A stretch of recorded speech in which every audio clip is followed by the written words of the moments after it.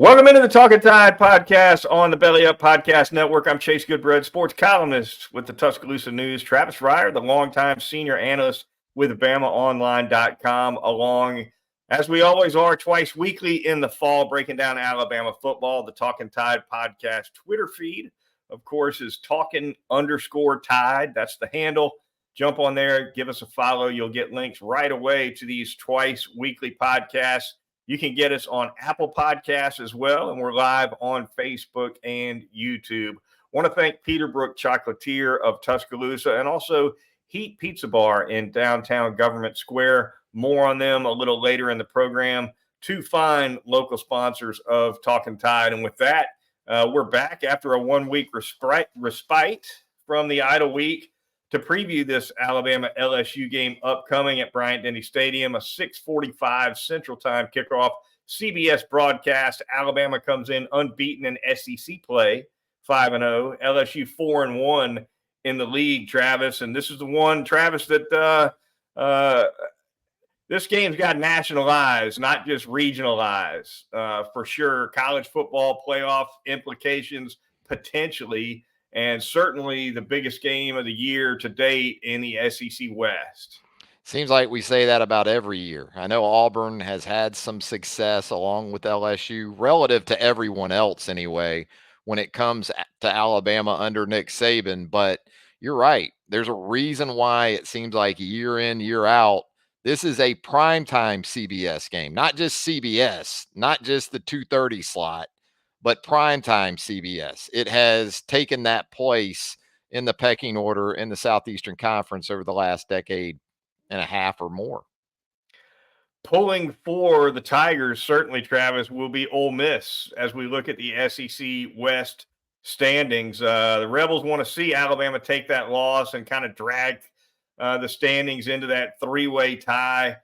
Just for fun, and it's a look ahead. There's a lot of football left to be played. Ole Miss still has Georgia, for goodness sakes. A lot can happen, but just for fun, I looked ahead at what the tiebreaker scenario might look like if it ended up being a three-way tie with all three of those teams beating each other and with one loss in the league.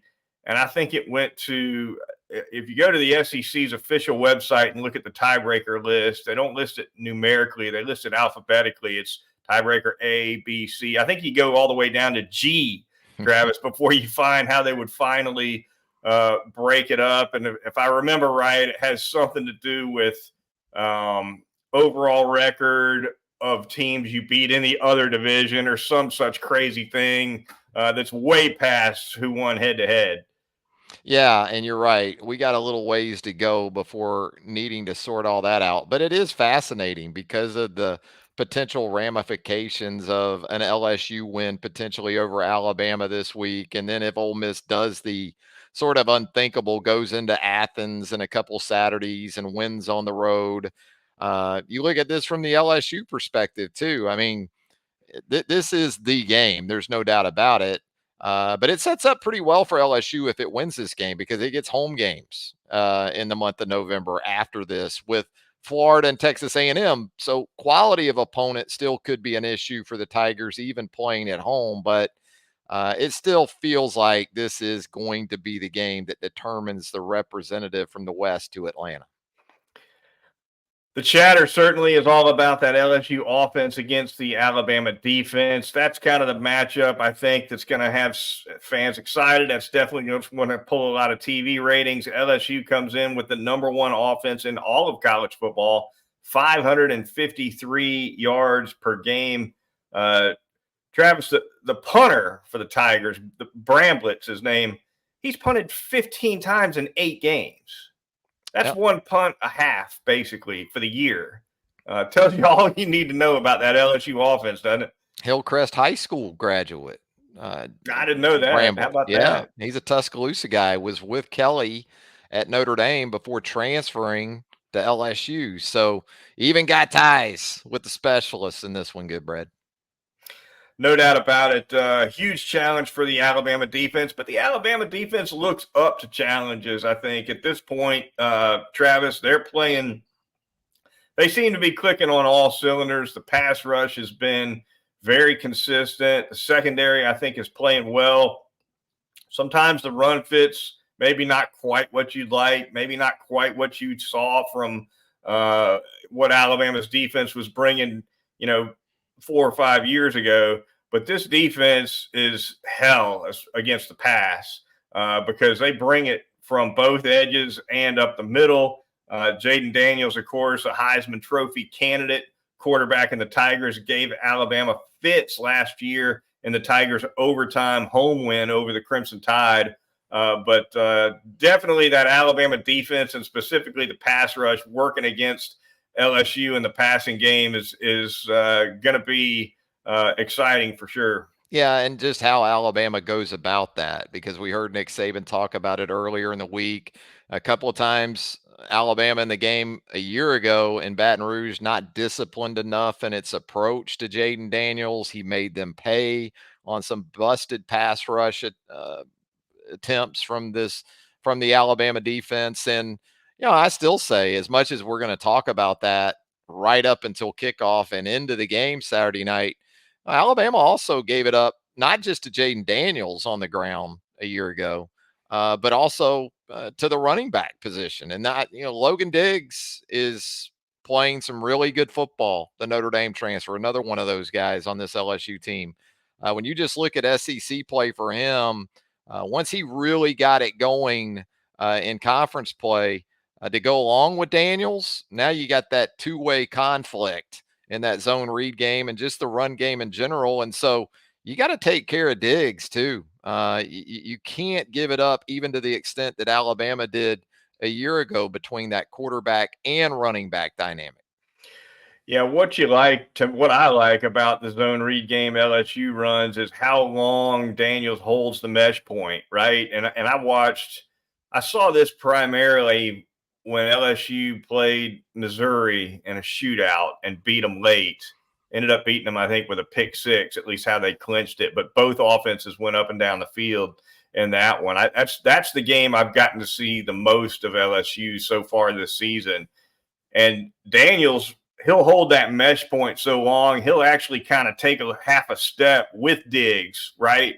Headed toward the middle before he pulls or doesn't pull. And that little delay, I think it makes a big difference, because if he sees what he wants to see and gives it to him, Diggs will pop it right up the middle for huge yards. LSU can spring it right through the heart with Diggs on that zone read game. And as much as it's important for Alabama's defense to contain Daniels, the last thing they need is for the C to be parting and the A gaps with that initial give. Yeah, last year it was Josh Williams that had limited carries against Alabama, but he still ran for 50 plus yards, averaged around 7+ a carry in that game. And you're right, it is that delayed mesh, similar to what we've seen from Wake Forest, especially when Sam Hartman was with Wake the previous few seasons before Notre Dame. It always seems to go back to Notre Dame tonight, I guess, for me. But for sure, I mean, you got to take care of that first and foremost. I know it sounds crazy, but you actually want to see 35, 40 dropbacks for Jaden Daniels. Dropbacks, and not just off of zone read action and those type of things. You want to put LSU more into a throw it on almost every down type of status. And, Alabama in the interior of that defensive line, I think that's where you have some optimism from that perspective, is because Tim Keenan, Tim Smith, what you've seen from Damon Payne, obviously when you talk about Jaheim Otis, Justin Aboybe, they have the kind of guys up front that can go a long way in helping to slow that down. A lot of weapons for LSU at the wide receiver position as well. Malik Neighbors has had a huge year. He's not the only one, but Daniels has got a lot of options for sure. In the passing game, he'll hit the tight ends. He can do it all, and yeah, I'm not sure. Even if Alabama plays well against LSU defensively, they could still have to score in the 30s to win it. At least that's how I'm looking at it, Travis. It's a challenge for the Alabama defense. I don't think it's an offense that you can shut down by any means. I just think you got to play really well in the red zone, right? Force field goals wherever you can. A field goal is a win for the defense in this game. It is in any game in college football anymore, but especially I think this matchup. Yeah, you got to keep explosive plays from getting to the end zone. They're going to hit, both teams are going to hit some explosive plays, probably more than a few Saturday night. But the key for both defenses will be safety play. I think Alabama can feel pretty good about that with Caleb Downs back there. I think he's going to be important, not just in terms of the explosive pass plays, but when Daniels pops it from time to time, you got to get him on the ground. And as you said, make LSU earn it from the red zone. Make LSU score touchdowns from inside the 20. Don't just give up the big plays that end up going for scores. And that's really been a strength for Alabama, as we know, with Jalen Milroe and that passing game. And I think there's going to be some layups for Alabama when it does throw the football in the intermediate to deeper ranges. But Alabama, as we'll talk about, I'm sure too, that quarterback running back dynamic that it might employ on the offensive side of the ball in the run game. Perfect time to switch around and talk Alabama offense versus the LSU defense. The Crimson Tide comes in. I think Travis at a fairly high level of confidence offensively, probably as much offensive confidence as this team has had to date this season. And that's not to say they're necessarily feeling like they can beat the world, but there's been some steady progress. There are still problems. There are still holes and issues that the coaching staff has now had a couple of weeks to try to get shored up down the stretch this season. But the offense is playing better. The offensive line in particular is starting to get a little better. Still some issues here and there. It's not a dominant line by any stretch, but it's moving forward. Seth McLaughlin's playing better football right now than he was certainly earlier in the season, for one. Running game's been up and down, but Milroe, I think, is feeling pretty good about himself these days, and I think the wide receivers have played pretty well also, Travis. And from the LSU perspective, the talk this week is injuries, right? I mean, they're beat up. Mekhi Wingo on the defensive line out. You've got Zaya Alexander out, Denver Harris out. It's a little bit of a mash unit on that side of the ball for the Tigers. It is, and I think a lot of the focus has been on those transfer defensive backs that LSU brought in that aren't going to be able to go. What, 3 or 4 of them in this game on Saturday night? But I think Mekhi Wingo, the loss there, could be especially big because even while you still have Mason Smith on that defensive line, you still have Harold Perkins that you have to deal with, and there are some serviceable guys on that LSU defensive front. Alabama should have the ability to run it when it wants to run it, perhaps in this game. And that could be really big as far as game control is concerned, because Nick Saban would love to turn this into sort of Ole Miss from a couple of years ago in Tuscaloosa when Alabama held the ball for like 40 minutes and Ole Miss had it for about 20. Alabama won that game 42-21, I believe, in Tuscaloosa. To be able to control the game in that fashion would be ideal. But I also think it's going to be hard at times to sort of turn away from the opportunities Alabama should have should it want to throw the football. Yeah, good time to talk about pace. Travis, Alabama definitely doesn't want to get in a shootout with LSU. Alabama is not going to be in good shape if this game gets into the high 30s, low 40s, or even higher than that. Alabama wants to keep this game in the 20s. If you're playing LSU, the best way to do that is to eat some clock where you can, chew up some first downs on the ground as best you can. It takes consistent running down to down, especially on first down. And Alabama's done poorly on first down for a lot of the season, frankly. That's how Jalen Milroe's ended up in so many third and longs. Although against Tennessee, I thought Alabama did pretty darn well on first down. In the second half, for sure, right? As that game moved along, and that was a major key. And also, LSU's not really going to try to speed it up on offense. They're not what Nick Saban likes to refer to as a fastball team. So Right. you don't have to concern yourself probably with that as much as far as number of plays that your defense might see in this game, but explosive plays both ways. LSU defensively, even before all of this, with the players it won't have on Saturday night on that side of the ball, had given up 5 plays of 50 yards or more. That's a lot, and Yeah. so I think Alabama is actually being undersold a little bit on offense in terms of its explosive play capability in this game.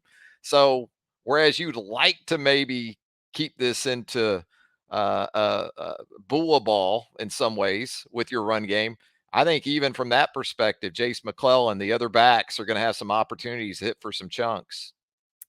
Harold Perkins, the outstanding defender for the Tigers, worth a mention as well. Travis, Nick Saban was asked about him twice, once by me tonight, as a matter of fact, at his news conference. The guy is not only a phenomenal pass rusher, he can get out in space and make plays, make solo tackles on the perimeter. He chases the ball pretty much wherever he's got to go. So he's hell. It's not just a situation where Caden Proctor and J.C. Latham have to be able to handle the edge. That's not the only challenge with this guy because he's everywhere and he lines up in a lot of places.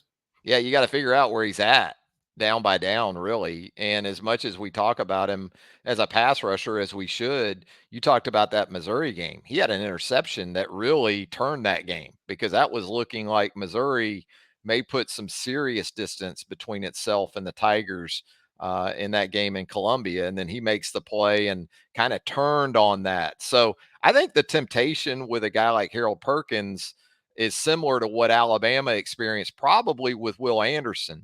You got to be careful not to try to do too much with him. Sometimes it's better just to put a guy where he's most comfortable and tell him to go make plays instead of, well, we're going to line you up at inside linebacker in this look. You're going to be, with your hand in the ground on this look. You're going to be on the edge standing up. We're going to have you in some zone concepts where you're in space and pass coverage. Simple sometimes is better when you have a talent like that. Speaking of simple, Travis, we turn to the Vegas man and the ticket man. -3, 1 field goal. That's what they're saying out there. Line started last week, and by the way, because Alabama and LSU were both idle this past week, the spread came out early. Right? Might as well get the action going as soon as you can. Right? And it was 4.5 out of the gate. It's been bet down to 3. So obviously the heavy money early has gone on the Tigers. They jumped on that 4.5. Now it's sunk a little bit. And the over-under sitting around 61. Thoughts on that, Travis? Yeah, those numbers are probably about what I would expect and would steer away from. They don't miss too often with those numbers, No. especially the total, because I think we're on the same page in terms of a score range. Somewhere in the right around 60. This could be. I think Alabama can score in the 40s myself. I really do, because I'm not buying this narrative even before the unavailability of 4 or 5 guys for LSU. I mean, the improvement by LSU on the defensive side of the ball had as much to do with Auburn and Army being 2 of the worst offenses in college football than anything else. What I remember most is LSU getting lit by Missouri, Right. even though LSU won that game. FSU. Ole Miss, Yeah. right? 55. Double nickel on them. And all 3 of those games away from Baton Rouge. So, I probably like Alabama laying the 3 more than I even like messing with that total too much. Ticket man, Travis, $175 to $200 roughly for those nosebleed seats. And by the way, this is kind of a clawback game for the man because he's had a couple of disappointments this year at Bryant-Denny. That Arkansas homecoming game was a little soft price-wise.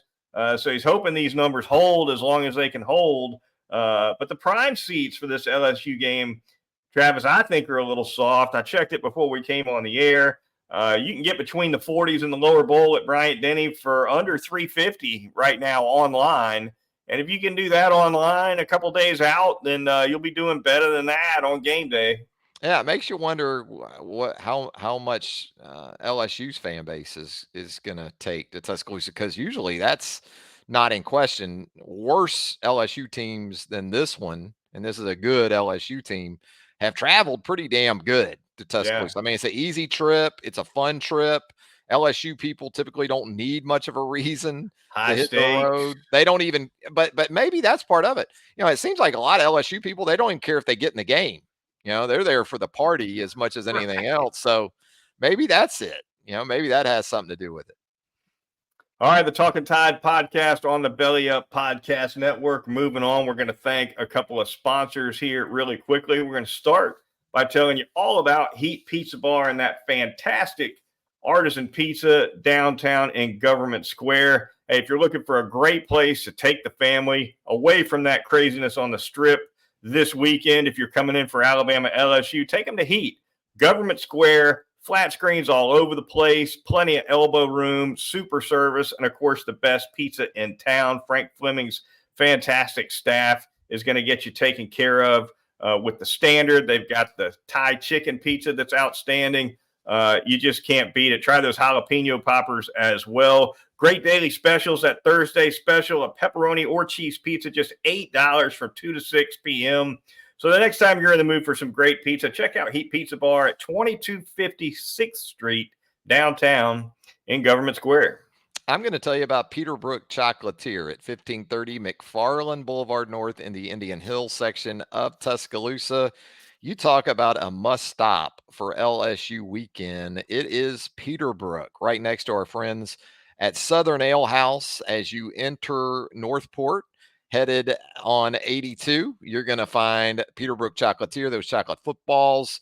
You got Thanksgiving coming up. Never too early to get those orders in for the holidays, whether it's Thanksgiving. And I know, it's just November 1st, but I'm going to invoke Christmas on this November the 1st, and they'll take great care of you. Peterbrook Chocolatier, 1530 McFarland Boulevard North in the Indian Hills section of Tuscaloosa.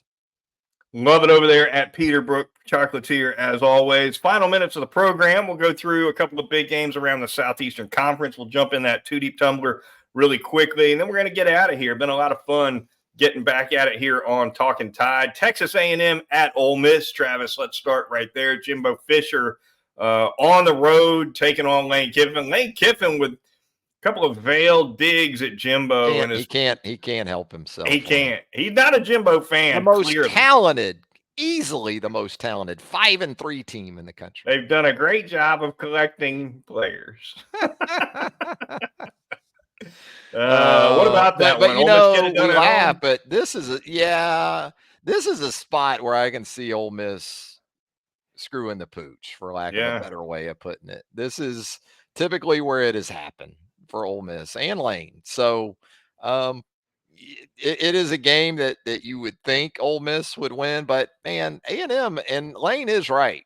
You can't say that's still not a very talented team, and it's still good enough on offense to do enough not to win a shootout against Ole Miss. But what does Ole Miss like to primarily do? They like to run the football, and A&M can match up. They can match up, although Tennessee's kind of like Ole Miss in terms of not just how it runs the football, but with tempo. And that seemed to be a real problem for A&M in Knoxville a couple of weeks ago. So maybe that works to Ole Miss's benefit in this one too. But I think it's going to be a hell of a game. I'm looking forward to it. How about Missouri at Georgia? The only once beaten Missouri Tigers coming to Athens, trying to knock Georgia off. Georgia, of course, coming off of that big win over the arch rival Florida Gators in sunny Jacksonville, Florida. Riding pretty high, Georgia, right now. Travis, what about that one? Roster game. It's been impressive what Missouri's done to this point, but LSU probably had too much roster ultimately with what it has this year for Missouri at home in that game for the for Mizzou. So I think kind of like Florida last week. Florida's not there yet in terms of personnel. I don't think Missouri's there either. I think what Missouri needs is Georgia to revert back to the slow starts that we had seen in the first half of the season. If that happens, then Missouri can hang around for a while. If it doesn't, I think it's going to be a game similar to Kentucky that we saw with Georgia and Florida last week. Yeah, what Missouri need? Missouri needs that Cook-Burden combination to just have a monster game, right? They need a lot of mileage out of Luther Burden in this game. They end up on the plus side turnovers, which isn't easy to do in Athens. But if they can end up plus on turnovers and Burden burns them enough, they could be in this game late. But Vegas doesn't see it. Certainly, speaking of Vegas, Travis, I think that number is like 14.5. That's all. So for a 7-1 Missouri, not getting a ton of respect in the desert for this one. No, and I'm frankly surprised that line's not higher. But maybe I'll be surprised, and Missouri will go in there and play good football. Kentucky at Mississippi State, Arkansas at Florida.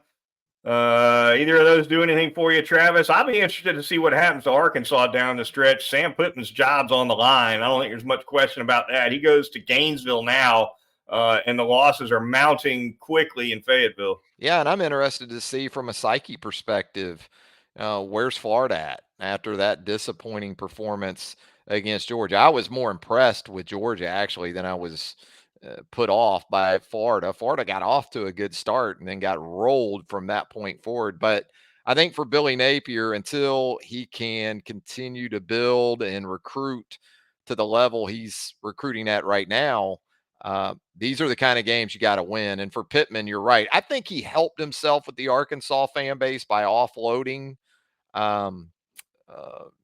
Enos, during the bye week. We'll see to what extent, but that probably gained him some favor with the fan base. But, I still don't think this is a game that Florida can just kind of show up for. Florida's not to that point yet. All right, finally, we'll jump in that two-deep tumbler, and then we are out of here. Give it a quick spin, and we'll see who comes out. Somebody in that Alabama two-deep roster. Running out of guys, running out of names. But here one comes now, and it's going to be a double number, Travis. Coming out with 17. Oh, 17. Wow. There you see it. Tresman Marshall and, of course, Isaiah Bond. Nice double. A couple key players right there. Marshall, of course, hadn't been right with, I think, a rib injury. Isaiah Bond, a deep threat for that offense for Milroe. Yeah, it's going to be interesting with Marshall to see what his availability is like this week, again, because it's easy to fall into that mindset of we got to be able to play sideline to sideline with Deontay Lawson and Jahad Campbell, and those guys can certainly do that. But you got to still bring it between the tackles. I mean, LSU will still look to get physical, and that's somewhere where Tresman Marshall could help you this week. Isaiah Bond, he's one of those guys. I think with the deficiencies before all these unavailabilities for LSU on the back end, Bond with that speed, Kobe Prentice, those guys, when you get them lined up inside and you get some of those matchups, could be another explosive play opportunity or two for Isaiah Bond. And what about punt returns? With Kool-Aid McKinstry struggles, do we continue to see Kool-Aid back there this week, Chase? Could we see Isaiah Bond or someone else?